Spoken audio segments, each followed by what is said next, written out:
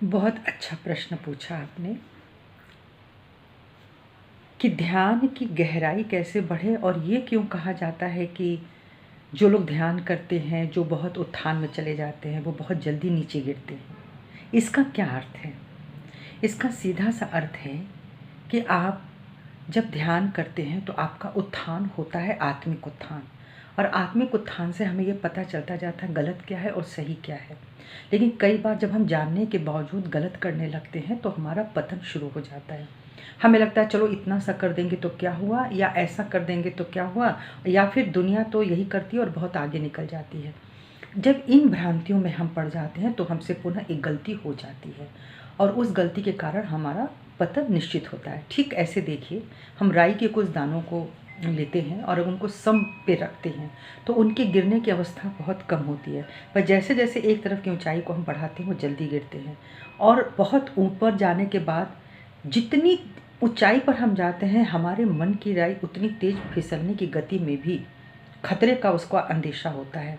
जैसे कि हम ध्यान करते करते अपने मन के भीतर के वस्त्र को सफ़ेद करते जाते हैं, सफ़ेद श्वेत करते हैं, क्योंकि हम सारी गंदगियों को हटा रहे होते हैं।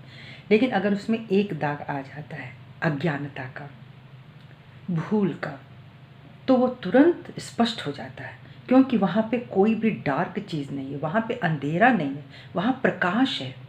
तो जब हम प्रकाश में कोई भी गलत काम करेंगे तो वो दिख जाता है।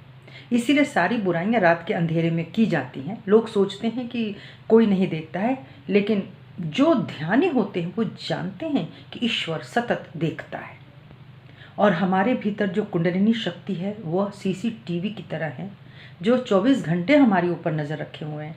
इसीलिए आज हम जो भी गलत करेंगे वो कल नहीं, परसों नहीं, कभी भी हमारे समक्ष आ खड़ा होता है और आ कर के वो मुझसे मेरा हिसाब ले जाता है। इसलिए ऊंचाई पर चढ़ते वक्त सावधान रहें।